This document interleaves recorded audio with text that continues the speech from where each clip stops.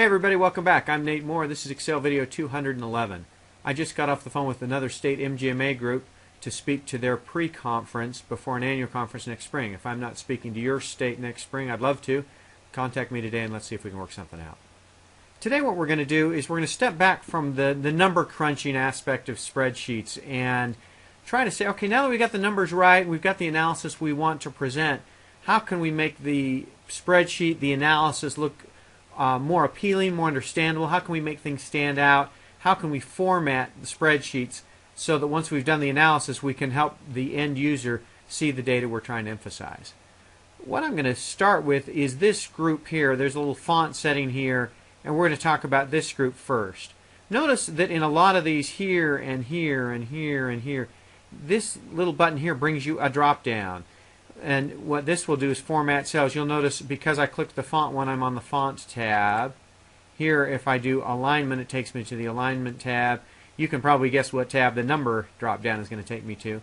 There are a lot of additional formatting options here that we can talk about, but the most common ones are in little shortcut icons up above, and that's what I want to walk through for the next several Excel videos. Simplest things first. If I want to take this salary and benefits by doctor, I can easily choose from any of the fonts I have installed here. Simply by scrolling down, it'll show me what they're going to look like, and I can pick any font I want to do it. I'm going to leave that alone, but I can also choose the font size and make salary and benefits by doctor a whole lot bigger. And notice how as I hover over 26, 28, 36, it will show me what it looks like. Another way to do a similar thing, this will take the font size up and this will take it down. So you can do it this way as well. You can just click until you can say, yeah, that's about right. Now that's too big. I'm going to go back to that. Up and down with these buttons will change the font size once you've picked the font. As I'm sure you're familiar, this will bold things. You can do bold and italics or italics alone. Or you can underline. Usually what I'll do, let's leave it like that. I'll save underlining for, you can either put it here to before the totals, and you can do an underline like this. A lot of times what I will do instead is, instead of using this underline, you can come down here and do what they call a double underline, and put a double underline there and a single underline up here, and that keeps the accountants in the room happy to make it look like these four numbers add up and they actually total the number below.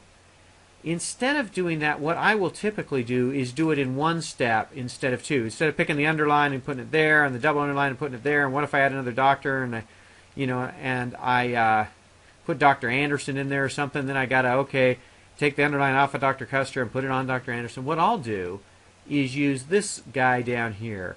And what these are a whole bunch of borders. And you can put borders on the top, bottom, left, right. You can put thick bottom borders, all kinds of things, but the one that I use a lot is a top and double bottom border like that. And so that's what top and double bottom looks like. If you did the single and double underline, you would do single, double, you could do it like that, and then put a single, let's do it there. And see, I don't have any data there, so it doesn't have anything to underline. Notice, and the reason that there's an issue there is, we'll make this number a little bit bigger. Heaven help you paying for those monthly benefits. But what it will do, see how the underline expands here as the number does, and if I take those extra ones out of there, the underline stops. This only underlines to the number of digits that are there, and if you have numbers up here, you still only get to the number of digits where you're underlining. I prefer this approach over here. For me, this, then if I add Dr. Anderson, I can add doctors all the way in here, and I don't have to move this underline down to the bottom because now I got a new bottom doctor. Boy, I've just got all my data right here. I can add as much as I want, and I put all my formatting here by selecting top and double bottom. And notice once I've got this, what I can do is I can take the double underline off, and then because this is the last format I used, I can simply put it on there as well.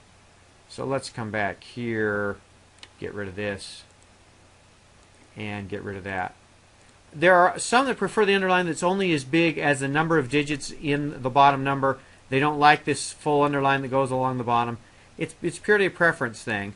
But those are some of the things you can do with single and double underline here, as well as the one I picked from here was top and double bottom. Those are some things to at least start with thinking about. Stay tuned next time. We'll finish up the font side. We'll start on alignment. Thanks for watching.